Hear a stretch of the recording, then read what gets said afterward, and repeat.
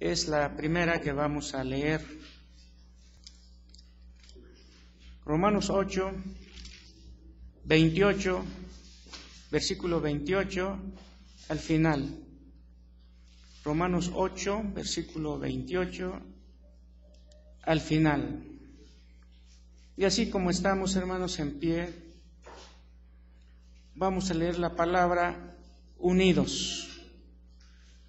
Dice así la palabra de Dios: y sabemos que los que aman a Dios, todas las cosas les ayudan a bien. Esto es, a los que conforme a su propósito son llamados. Porque los que antes conoció, también los predestinó para que fuesen hechos conforme a la imagen de su Hijo, para que Él sea el primogénito entre muchos hermanos. Y a los que predestinó, a estos también llamó, y a los que llamó, a estos también justificó, y a los que justificó, a estos también glorificó. ¿Qué pues diremos a esto? Si Dios por nosotros, ¿quién contra nosotros? El que no escatimó a su propio Hijo, sino que lo entregó por todos nosotros, ¿cómo no nos dará también con Él todas las cosas? ¿Quién acusará a los escogidos de Dios? Dios es el que justifica. ¿Quién es el que condenará? Cristo es el que murió, mas aún el que también resucitó, el que además está a la diestra de Dios, el que también intercede por nosotros. ¿Quién nos separará del amor de Cristo? ¿Tribulación o angustia o persecución o hambre o desnudez o peligro o espada? Como está escrito, por causa de ti somos muertos todo el tiempo. Somos contados como ovejas de matadero. Antes en todas estas cosas somos más que vencedores por medio de aquel que nos amó. Por lo cual estoy seguro de que ni la muerte, ni la vida, ni ángeles, ni principados, ni potestades, ni lo presente, ni lo porvenir, ni lo alto, ni lo profundo, ni ninguna otra cosa criada, nos podrá separar del amor de Dios que es en Cristo Jesús, Señor nuestro. Amén. El segundo pasaje, hermanos, es Apocalipsis capítulo 14, por favor.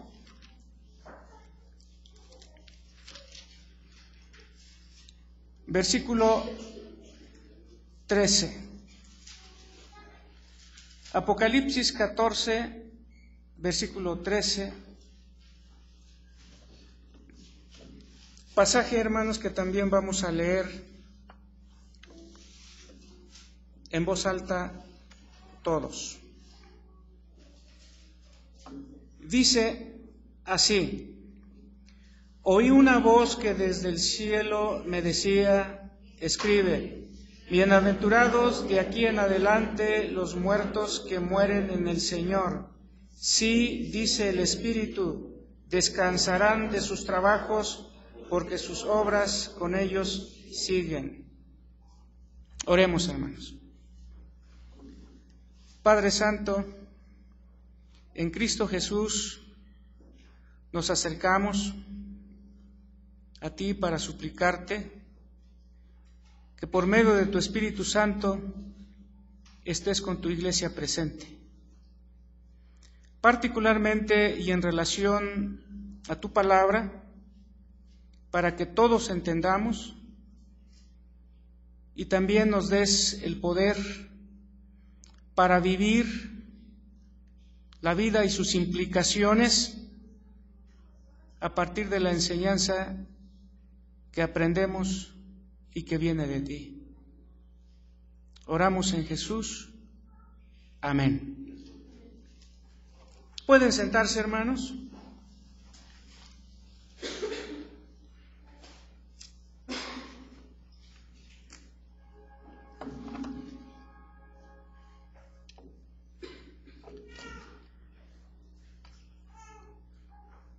Hemos, hermanos, y estamos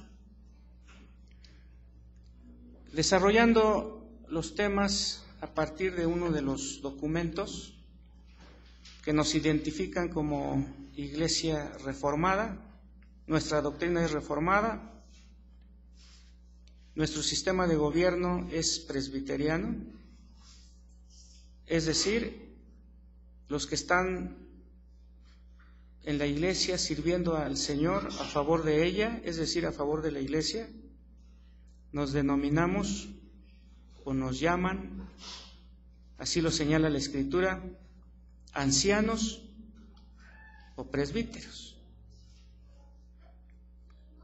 Esa es la razón del por qué nos llamamos presbiterianos, porque la iglesia, Dios le plugo, Dios lo decidió, que los que dirigen la iglesia, sirviendo al Señor en ella, se llaman presbíteros o ancianos, y el documento que usamos al respecto, uno de ellos es el Catecismo de Heidelberg, que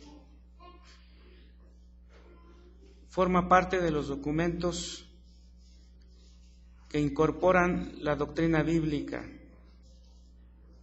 Como siempre, hermanos, en nuestro boletín aparece el tema correspondiente a particularmente a este domingo. ¿Prisi? En mi mochila tiene el catecismo, por favor.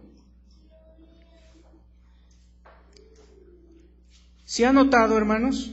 Entonces, en nuestro boletín está el tema de hoy, ¿sí? Está anotado el título. Obviamente, hermanos, la palabra de Dios es la base. Ahora, los antepasados nuestros, en X momento, 1562, para ir ubicando fechas, siglo XVI, donde las grandes mayorías se habían desviado de la palabra. Entonces ellos, en la misericordia de Dios, volviendo a la palabra, teniendo el interés de enseñar a los de su generación esa palabra, ¿cómo le vamos a hacer? Y los interesados en ello, entonces dijeron, vamos a difundirla, esa palabra de Dios, en un documento en donde lo hagamos en forma de preguntas y respuestas, para que toda la gente, inclusive los más sencillos, lo puedan entender. Y una de estas preguntas, hermanos, porque esa es una característica del catecismo, difundir la enseñanza a través del método de preguntas y respuestas. Y en una de estas, la pregunta, hermanos, planteada es la siguiente: ¿cuántas cosas debes saber? ¿Cuántas cosas debes saber para que, gozando de esta consolación, puedas vivir y morir dichosamente? Vivir y morir dichosamente. En razón a ello, hermanos, ¿cuál es el título de nuestro tema anotado en nuestro boletín? ¿Alguien que lo lea en voz alta? ¿Cuál es? El secreto para vivir y morir feliz. Ese es el tema. Tomado de la pregunta y respuesta de este documento, que fue escrito a partir de 1562. Pero el valor importante es que está tomado de aquí, de la palabra de Dios. Introducción, por favor. Ser feliz es una aspiración humana. Es una aspiración humana. El hombre y la mujer buscan la felicidad. Cuando del amor humano se trata, Suelen señalar tanto él como ella que el amor que se profesan será para toda la vida, y no solamente eso, sino que además les dará la eterna felicidad. Los novios actuales, los que fuimos, ¿no utilizábamos esas palabras? Ser feliz es inherente al hecho de ser humanos. Lo que resulta paradójico o contradictorio para la mente limitada nuestra es afirmar que puede haber dicha, puede haber felicidad en el caso específico de morir. Las Sagradas Escrituras, de manera implícita o explícita, establece un marco de referencia a partir del cual el hombre puede vivir y morir feliz. Estarán de acuerdo conmigo que en la primera lectura, ¿cuál fue, hermanos? Romanos 8, 28 al 39. Su contenido no expresa el estado de ánimo de un acobardado. Refleja más bien la psicología y emotividad de un varón que habla y declara: estoy seguro de que ni la muerte ni la vida. Ahí están los dos términos. El lenguaje del pasaje no es de tristeza. Positivamente refleja la fuerza de alguien que está contento, de alguien que está feliz. Añado que este estado de ánimo es de contentamiento, fácilmente detectable. Ahora, este contentamiento o este ánimo contento no se genera de una manera aislada. Está en el contexto de quien se sabe justificado por Dios mediante la fe en Cristo Jesús. ¿Acaso no dice eso el 5.1? Justificados pues por la fe tenemos paz para con Dios por medio de nuestro Señor Jesucristo. Por eso, hermanos, un servidor en la introducción señala, añado que este estado de ánimo reflejado en el pasaje es de contentamiento, fácilmente detectable, no se genera de manera aislada, está en el contexto de quien se sabe justificado por Dios mediante la fe en Cristo Jesús, a través de quien le es otorgado la paz. Es el lenguaje de quien conoce que por la sencilla razón de estar en Cristo Jesús, ya no tiene condenación. El 8.1 de manera tajante dice: ahora pues ninguna condenación hay para los que están en Cristo Jesús. Concordamos pues que se puede vivir feliz, pero no solo eso, también se puede morir feliz. Se puede tener dicha en la muerte. Pregunto, ¿no es acaso esto lo que nos dice Apocalipsis 14:13? Bienaventurado. Le dice una voz a Juan el apóstol, y él lo escribe. Oí una voz que desde el cielo me decía: escribe, bienaventurados de aquí en adelante los muertos que mueren en el Señor. Y bienaventurado es feliz. Por eso, hermanos, pregunto, ¿acaso no es esto lo que nos dice Apocalipsis 14:13? La respuesta que surge de nuestro corazón es un sí rotundo. Los detalles entonces de lo dicho hasta ahora es lo que expondré de parte del Señor para ustedes a partir del tema lo que es necesario para vivir y morir feliz. Para ello se necesitan 3 cosas. Paso al desarrollo de estas. Las 3 cosas que leí hace rato, hermanos. ¿Cuántas cosas debes saber para que gozando de esta consolación puedas vivir y morir dichosamente? Yo utilizo la palabra feliz. 3. La primera, cuán grandes son mis pecados y miserias. La segunda, ¿de qué manera puedo ser librado de ellas? Y la tercera, la gratitud que debo a Dios por su redención. Lo que es necesario para vivir y morir feliz. 1. Reconocer lo grande que son tus pecados y miserias. Esto, hermanos, parece obvio. ¿Obvio en qué sentido? De que todo mundo pueda reconocer su pecado y miseria. Repito, esto parece obvio, parece lógico que todo mundo pueda reconocer. Pero no es cierto, hermanos. Es lo más difícil porque humilla el corazón humano.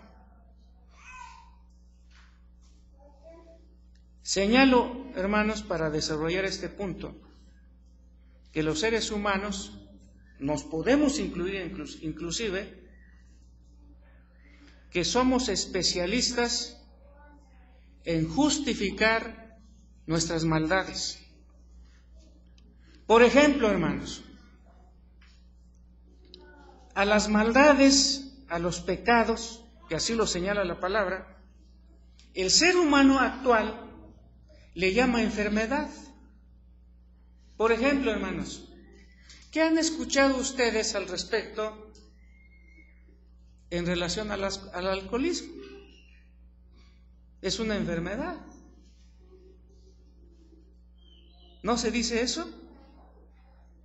Pero la palabra de Dios, cuando habla de los frutos de la carne, y en la palabra de Dios los frutos de la carne, es la naturaleza pecaminosa que se hace parte de nosotros a partir de Génesis 3, donde se narra el pecado de la caída de Adán y Eva. El pecado que se hace parte de la naturaleza humana es lo que San Pablo llama carne. Y cuando habla de los frutos de la carne, entre otras cosas, habla de borracheras. Estoy en Gálatas 5, del 16 en adelante. La palabra de Dios califica las borracheras como efecto de la carne. Y en términos bíblicos, la carne no se refiere al cuerpo nuestro, sino a la naturaleza pecaminosa interna que domina todo el ser.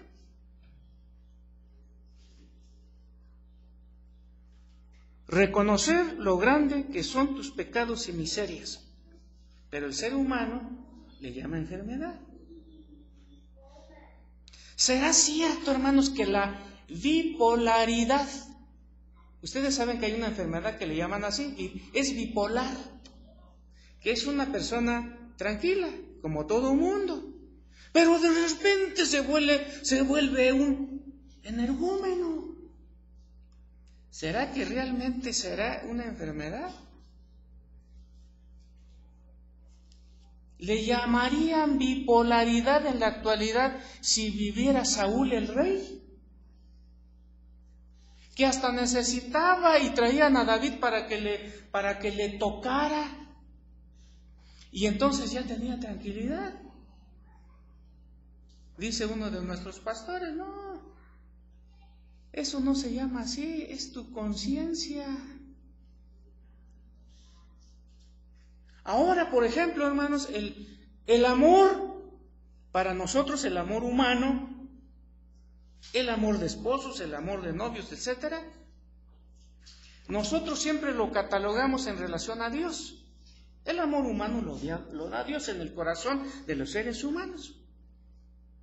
La ciencia actual dice que hay una partecita en el cerebro que controla esos sentimientos del amor y que está medido, entre otras cosas, para que dure 3 años.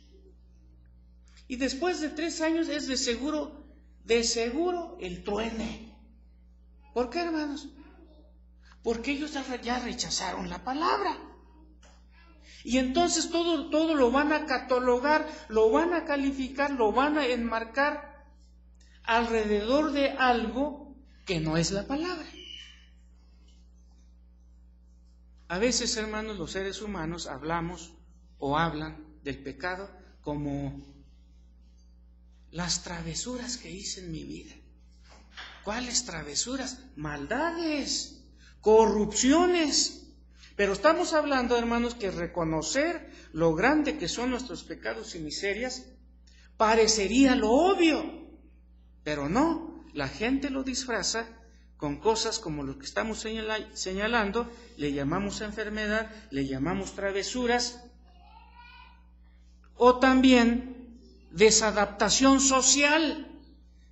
Fulano de tal es un broncudo, es un pleitista, es X.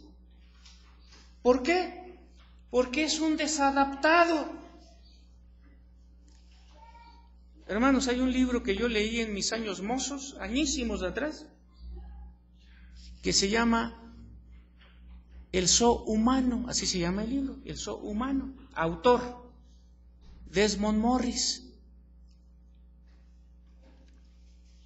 Es un desadaptado social.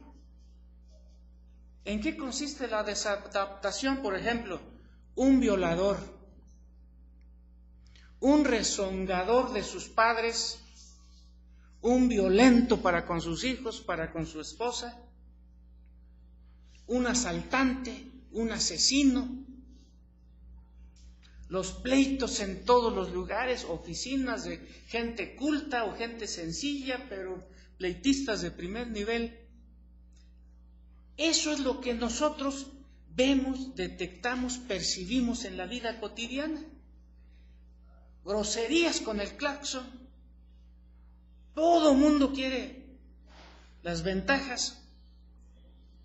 Toda esa manera de ser, dicen Desmond Morris, su origen está en que el hombre actual vive fuera de su hábitat natural.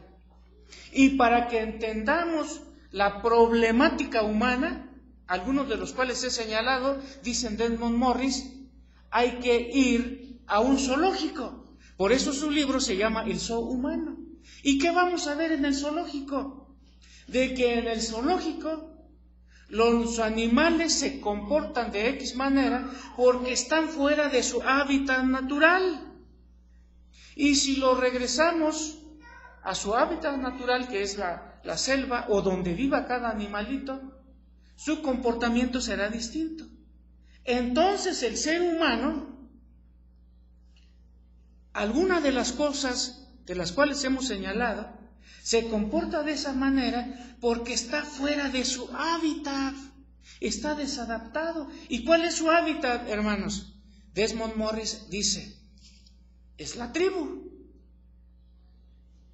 Y el ser humano se comporta de la manera que vemos en los periódicos, hermanos, todo esto,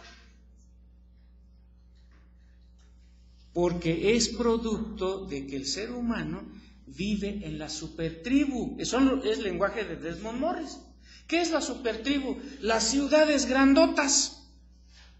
Por eso es violador, por eso es arbitrario, por eso es autoritario, por eso es ladrón, por eso es rezongón, por eso es... Añadámosle, porque vive en la supertribu. Si lo regresamos a la tribu, es decir, los pueblos pequeños, va a volver a ser bueno. ¿Qué estamos diciendo, hermanos? Que el ser humano no reconoce cuán grandes son sus pecados y miserias. Y va a ponerle otro título. Enfermedad, travesuras, desadaptación social. Lo que es necesario para vivir y morir feliz, reconocer lo grande que son nuestros pecados y miserias. ¿Quién nos convence a nosotros, hermanos, para reconocer la miseria de nuestros pecados? Miren lo que leemos, hermanos, en San Juan 16:8. Esta es la motivación de fondo.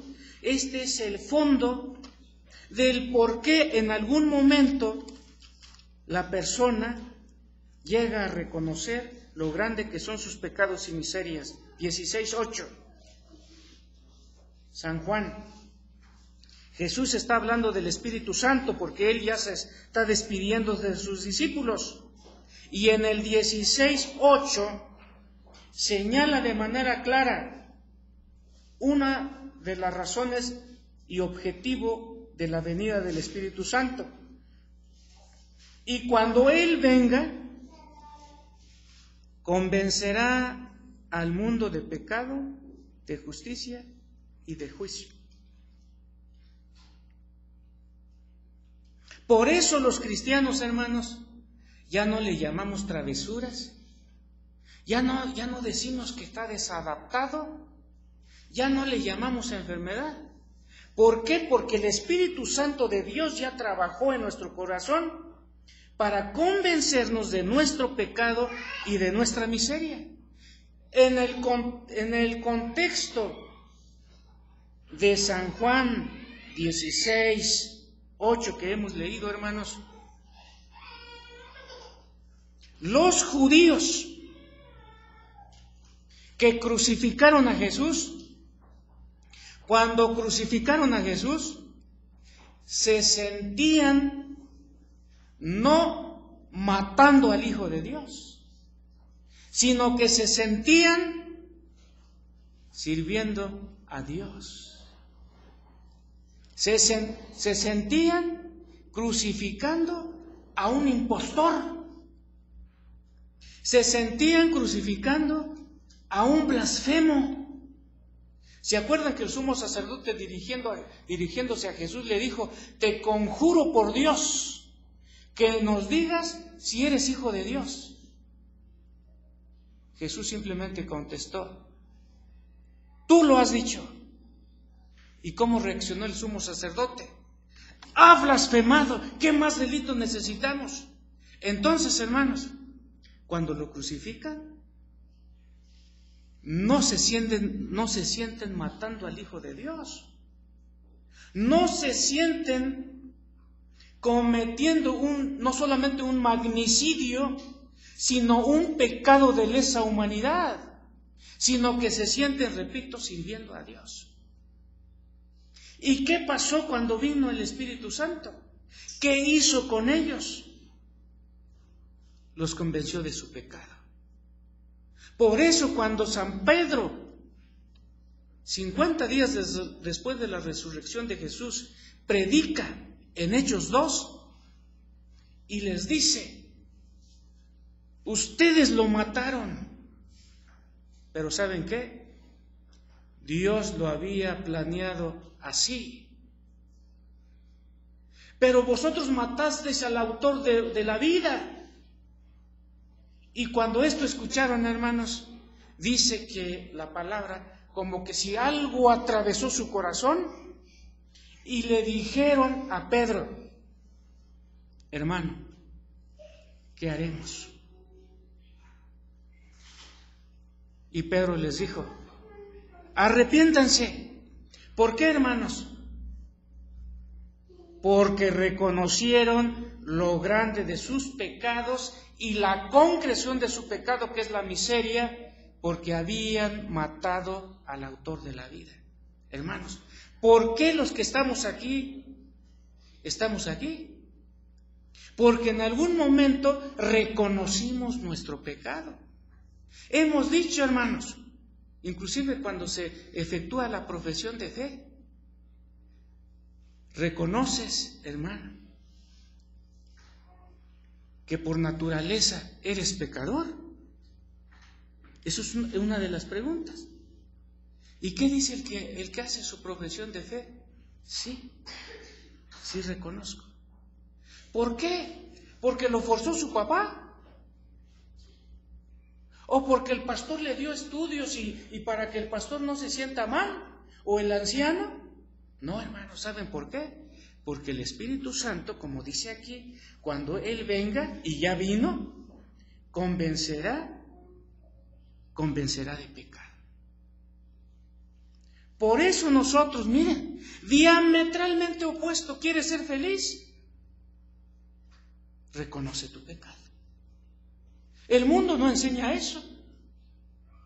Reconoce, ¿quieres ser feliz? Entonces lo que necesitas es un carro X o un perfumito que vuela de esta manera o una mejora al rostro, por ejemplo. Reconocer que somos pecadores es el trabajo del Espíritu Santo.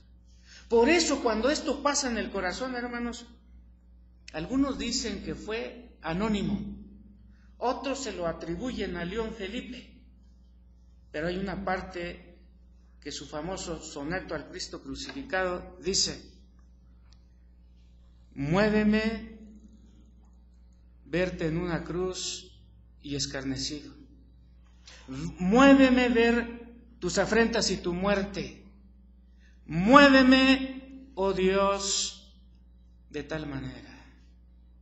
¿Quién mueve el corazón humano? El Espíritu Santo de Dios. Y nuestros abuelos, nuestros tatarabuelos, hermanos, del siglo XVI, 1562, más específicamente, preguntan: ¿cuántas cosas debes saber para que gozando de esta consolación puedas vivir y morir? Fíjense, dichosamente. ¿Y qué responden? La primera de las tres cosas que debes saber: cuán grandes son tus pecados. Y un servidor plasmando la palabra junto con este documento de nuestros tatarabuelos, lo que es necesario para vivir y morir feliz. 1, reconocer lo grande que son nuestros pecados y miserias. Y entonces ya podemos decir, hermanos, muéveme el verte en una cruz y escarnecido. Muéveme el ver tus afrentas y tu muerte. Muéveme, oh Dios, de tal manera.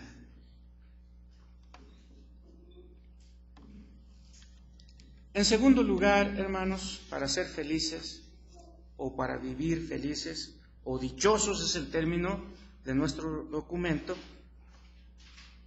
conocer la manera de ser librado de nuestro estado y condición. Primero, reconocer nuestro pecado y miseria. Ahora, 2, conocer la manera de ser librado de tu estado y condición. Nuestro catecismo dice, en la segunda forma para que seas feliz en tu vida y en tu muerte, ¿de qué manera puedes ser librado de ellos? Y un servidor, tratando de hilvanar todo esto, conocer la manera de ser librado de tu estado y condición. Veamos un aspecto, hermanos, de nuestro estado.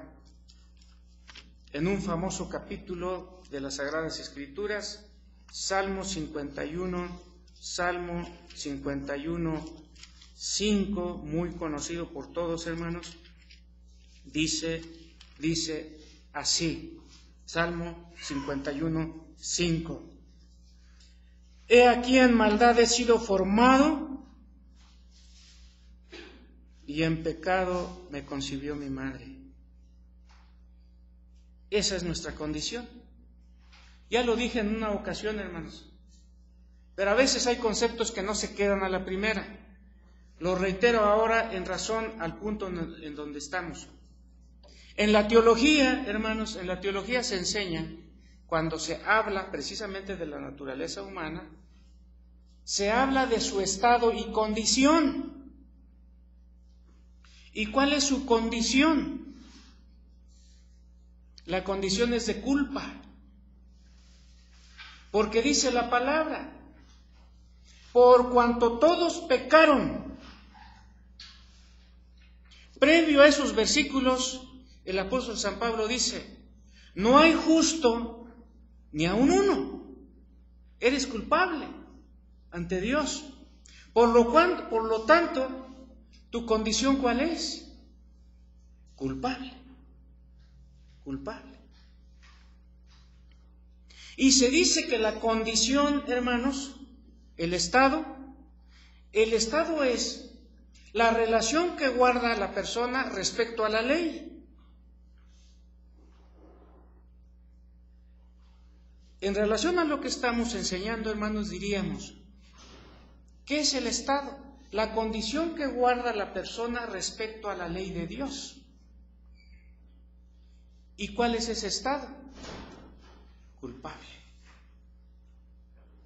No hay justo ni aun uno. Ese es el estado en el que está. Ahora, ¿cuál es la condición?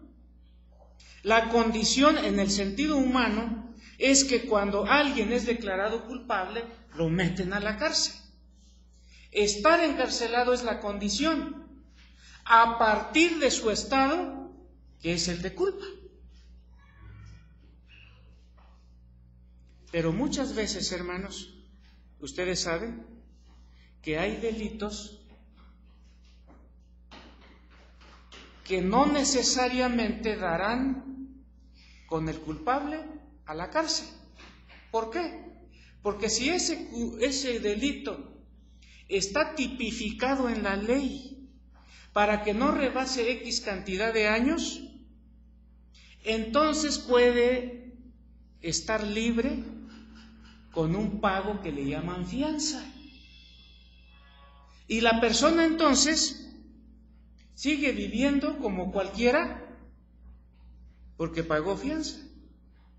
No está en la cárcel. No hay una condición de encarcelamiento. Pero su estado sigue siendo culpable. Respecto a nosotros, hermanos, respecto al ser humano, su estado es de pecado.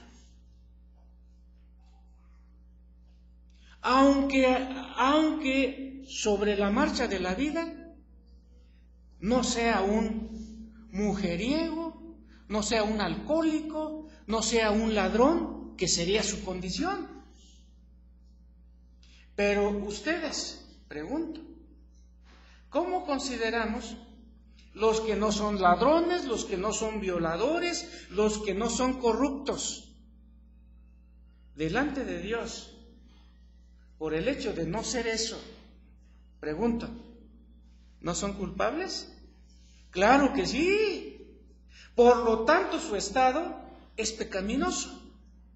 ¿Porque lo estamos razonando aquí? No, porque lo dice la palabra. No hay justo ni aun uno. Ahora, hermanos, para ser feliz o dichoso en esta tierra, además de reconocer nuestro estado y condición pecaminosos, conocer la manera de ser librado de esto. Ahora, hermanos, miren, en el tiempo 1562, el siglo de la Reforma, el hombre, ¿cómo se libraba de esa su condición? ¿O cuál era la enseñanza que recibía? En primer lugar voy a señalar algunas cosas, hermanos. Miren, los santos lugares, Jerusalén, Belén, donde anduvo Jesús, donde murió Jesús, donde fue sepultado Jesús, donde resucitó Jesús, donde ascendió Jesús, esos les han llamado los santos lugares. ¿Y qué tiene que ver con lo que estamos diciendo? Pues entonces los reyes, incluyendo los papas, armaron todo un movimiento que duró años, que le llamaron las cruzadas en una enciclopedia, o los que tienen internet en su computadora, abran y pídanle que les informe sobre las cruzadas. Y las cruzadas, hermanos, es porque todo el participante llevaba una cruz aquí para rescatar los santos lugares. Y entonces, hermanos, miren, lean eso. ¿Con qué fin? Rescatar los lugares. ¿Para lograr qué? La salvación. Porque Dios te va a premiar porque rescataste los santos lugares. ¿Qué otra forma para ser librado de su estado y condición? Las famosas peregrinaciones. Es lo que enseñaba la iglesia. Vamos a ir a X lugar peregrinando, cumpliendo quién sabe qué cosas, para que, miren, por ejemplo, Zwinglio, la reforma en Suiza lo empezó atacando precisamente las múltiples peregrinaciones para visitar a la Virgen de Eisleben. Peregrinaciones. ¿Para qué? Para librarte precisamente de tu pecado. Y por último, hermanos, no son las únicas. ¿Qué otra cosa se enseñaba la iglesia en esos tiempos? Que te vas a librar de eso si compras las indulgencias. ¿Y qué eran las indulgencias? Ustedes ya saben. Recordémoslo rápidamente. Un documento que compraba Priscila, compraba Ángel, compraba Aarón, compraba Héctor. ¿Y qué decía tu documento? Puesto que has comprado este documento y tu dinero ya sonó en el cofre, entonces tú ya eres salvo de todos tus pecados, y tus difuntos, los que ya murieron, han salido del purgatorio. Eso es lo que se enseñaba. La reforma, nuestros tatarabuelos, basados en la palabra de Dios, que enseñaron. Conocer la manera de ser librado de tu estado y condición. Y entonces, hermanos, empezaron a enseñar la palabra de Dios. Tú puedes ser librado. ¿Y cómo lo pusieron, hermanos, en este documento que enseña a través de preguntas y respuestas? ¿Cuántas cosas debes saber para que, gozando de esta consolación, puedas vivir y morir dichosamente? 3 cosas. La primera, ¿cuán grandes son tus pecados y miserias? La segunda, ¿de qué manera puedes ser librado? ¿Y cómo puedes ser librado, hermanos? Por los méritos de Jesús. Él murió en la cruz. Él murió en la cruz. Confía en lo que Él hizo por ti. No confíes en lo que tú has hecho por ti mismo. Miren, hermanos, vamos a imaginar, hermana Pati Quesada, ¿cuántas cosas buenas ha hecho usted hasta los años que tiene ahorita? No nos diga su edad, hermanos. Pero usted haga una lista mental de todas las cosas buenas que ha hecho. Ahora, preséntese usted a Dios sin confiar en Cristo, sino por las cosas que usted ha hecho. ¿Lo va a aceptar Dios? No. Por eso dice la palabra, no por obras. Y entonces, ¿qué es lo que acepta Dios? Que confiemos totalmente en el sacrificio de Jesús. A partir de allí, entonces ya vamos a hacer nosotros las obras, pero ya estamos en Cristo. Sin Él, hermanos, delante de Dios, nuestras obras, así sean las más espectaculares, llevan el sello de lo que contundentemente enseñan las Escrituras. ¿Y qué enseñan las Escrituras? Así bien que vosotros sois como suciedad, y vuestras justicias, es decir, las cosas justas que nosotros hacemos, las cosas son como trapos de inmundicia, apestosos ante Dios.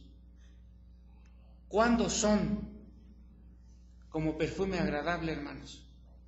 Cuando ya hemos depositado nuestra vida en Cristo Jesús. Por eso nuestros tatarabuelos dijeron, en segundo lugar, si quieres ser feliz en esta vida y cuando mueras, conocer la manera de ser librado de tu condición, de tu estado y condición pecaminosos. Finalmente, hermanos, de las tres cosas, ¿cuál es la tercera que debemos hacer para vivir felices? Agradecer a Dios por haberte redimido. ¿Cómo lo dijeron nuestros abuelos, hermanos? Y la tercera, la gratitud que debo a Dios por su redención. La gratitud que debo a Dios por haberme redimido.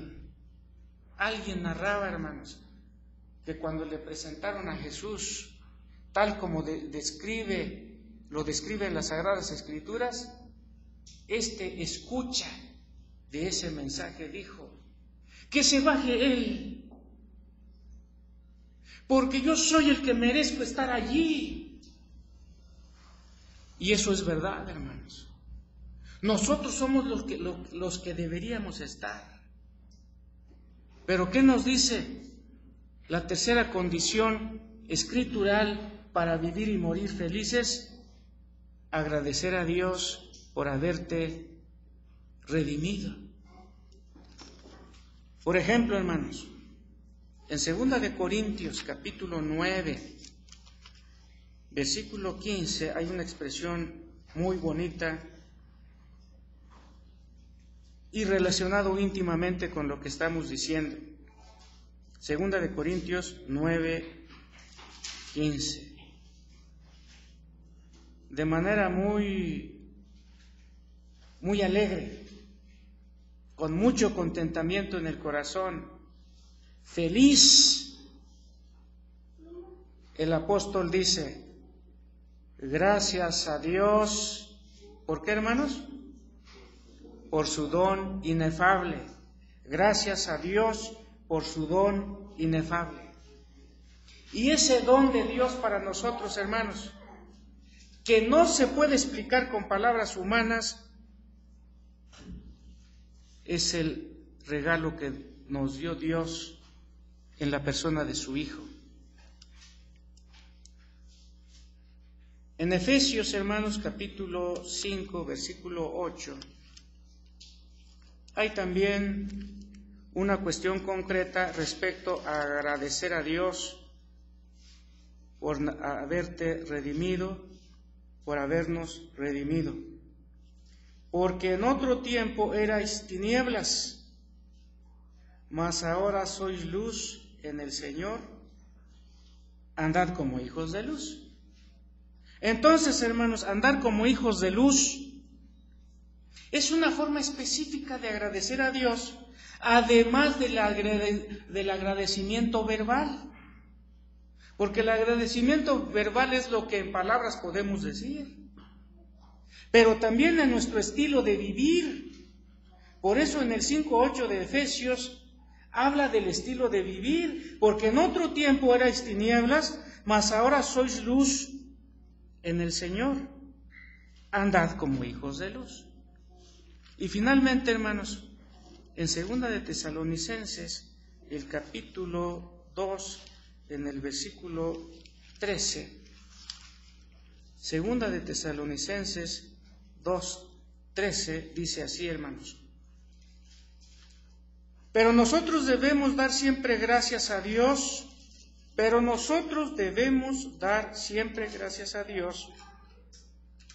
respecto a vosotros. El que escribe San Pablo y habla del equipo que anda con él. Pero nosotros debemos dar siempre gracias a Dios respecto a vosotros, es decir, hermanos que no están con ellos, pero que están en la iglesia de Tesalónica. Gracias a Dios respecto a vosotros, hermanos amados por el Señor, de que Dios os haya escogido desde el principio. ¿Con qué propósito, hermanos? Para la salvación. Para la salvación. Entonces, hermanos, agradecer a Dios por haberte redimido es la tercera condición que Dios nos da en su santa palabra. ¿Para qué? Para vivir y morir felices. Ahora, hermanos, concluyo diciendo lo siguiente, hermanos. En relación a la felicidad, como habrán notado, la palabra de Dios pinta un cuadro radicalmente diferente al cuadro que pinta la sociedad hedonista y consumista que nos rodea.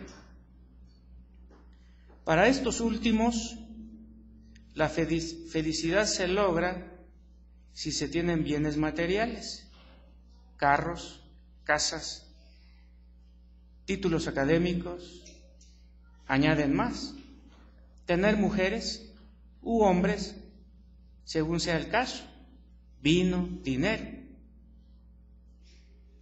Partiendo de esta base para pensar y vivir, ¿se es feliz? Jorge Luis Borges, este escritor argentino, hermanos, por ejemplo, en algún momento de sinceridad se le oyó decir: el pecado más grande de mi vida es que no fui feliz. Teniendo como punto de arranque la palabra de Dios, la enseñanza de hoy se ha resumido en la gran verdad de que para vivir y morir feliz es necesario las tres cosas que se detallaron en la exposición: reconocer lo grande que son nuestros pecados y miserias, conocer la forma para ser librados de nuestro estado y condición, además ser agradecidos para con Dios por el grande beneficio de habernos redimido. Teniendo lo anterior